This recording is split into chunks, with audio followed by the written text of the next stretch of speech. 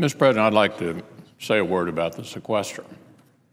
The President's top aides proposed the sequester as a way of helping the White House avoid a debt limit debate during last year's campaign.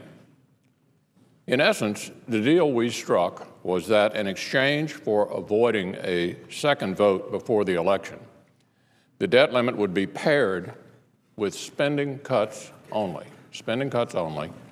and would not involve a tax increase. The President had more than a year and a half to revisit his proposal and to work with us to prevent it. He obviously thought his time and energies would be better spent elsewhere. In fact, I note that today he's off campaigning again in Virginia instead of working with us to resolve the issue. So here we are. The President's been running around acting like the world's going to end because Congress might actually follow through on an idea he proposed and signed into law, all the while pretending he's somehow powerless to stop it. Well, it's time to put the record straight.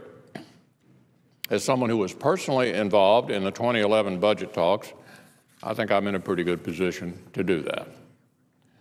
On the question of who came up with the idea in the first place, it originated, as I noted, in the White House. I was less than 100 yards from this very spot when Vice President Biden called me at my desk to lay it out. He explained the sequester in exquisite detail. And then, as has been reported, the administration stubbornly stuck by those details throughout the negotiations, refusing any effort by Republicans to adjust the design in any meaningful way.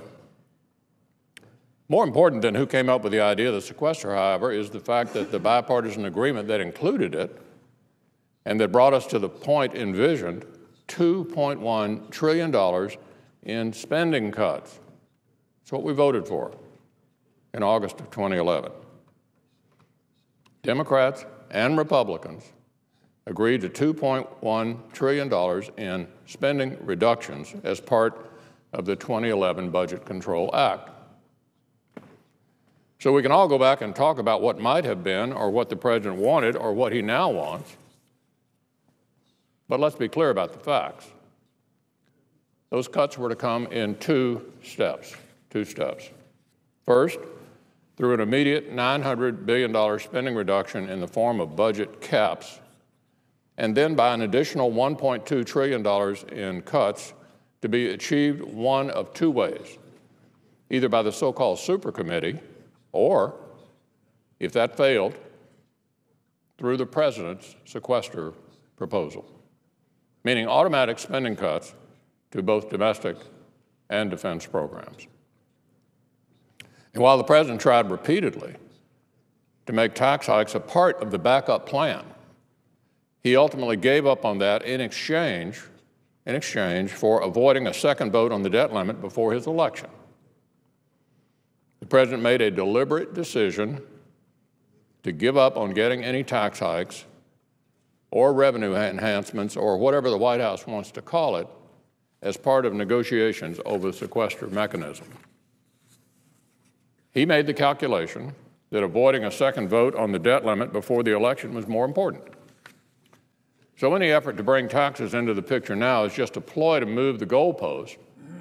As the primary chronicler of this whole episode, Bob Woodward, has noted. Of course, the White House has tried to refute those historical facts, but it hasn't gotten anywhere because we know what happened. As the chairman of the Finance Committee helpfully reminded us last week, the President is part of the sequester because the White House recommended it. And so now we're feeling the effects of it. So it's time for the administration to at least accept reality so we can all move forward and focus on what the White House is actually doing right now. It's asking the American people for permission to break its word on spending.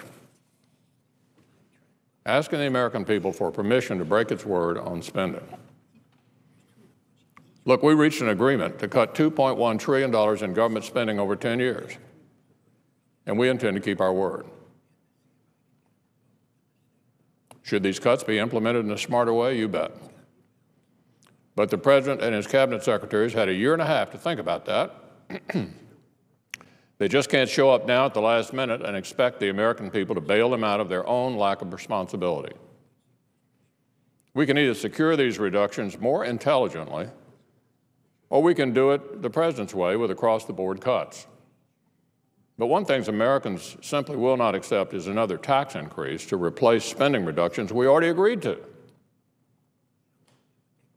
Asking for tax increases to spending reductions we already agreed to. It's my hope that the supercommittee would have succeeded. The senators I appointed took their assignment very, very seriously. They put real skin in the game because they wanted it to work. They didn't like the sequester idea either.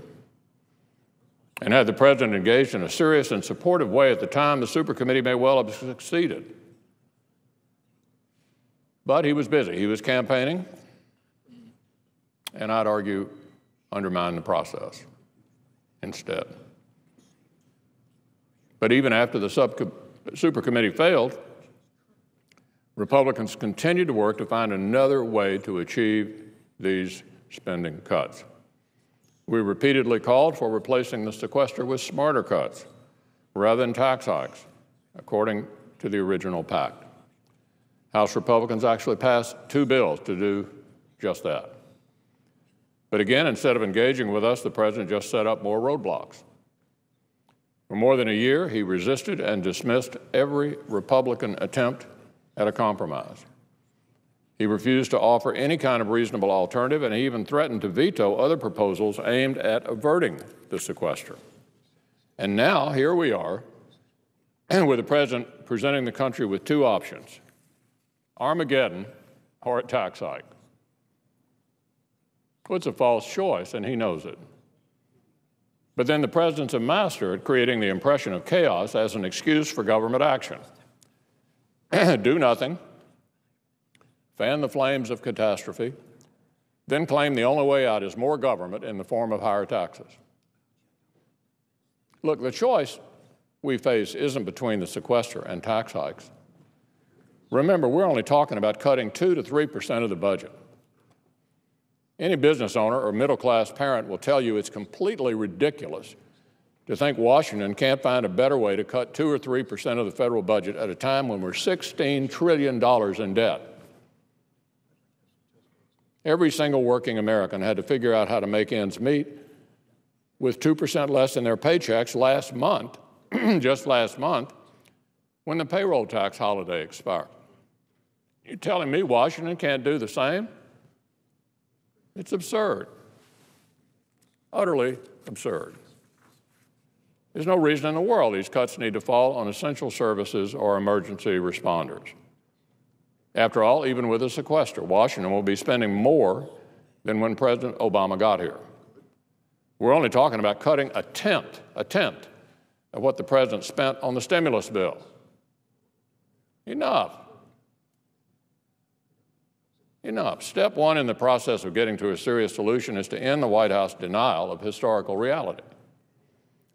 We're starting to get there, slowly but surely. More importantly, though, is the next step. That's when the President and the Democratic allies, his Democratic allies, actually come up to the table and negotiate in a serious way, without gimmicks and without games, on how best to reduce Washington's spending. So let's shelve the tax hikes and the endless campaigning. Finally, I think there's an even larger point to be made here.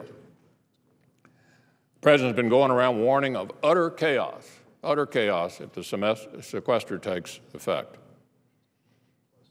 And while I agree that those cuts could be made in a much smarter way, and I don't like the fact that they fall disproportionately on defense, what does it say about the size of government that we can't cut it by 2 or 3% without inviting disaster? We can't cut government 2 or 3% without inviting disaster? Doesn't that really make our point? Hasn't government gotten too big if just cutting the overall budget by a couple of percentage points could have that kind of an impact? Now, personally, I don't believe the world will end if the President's sequester takes effect. But our country would be much better served if the Democrats who run Washington would get off the campaign trail and work with us to trim the budget in a more rational way. Americans are tired of the manufactured crises. I know my constituents in Kentucky are. It is simply tired of it. They want us to work together, and Republicans are ready to do just that.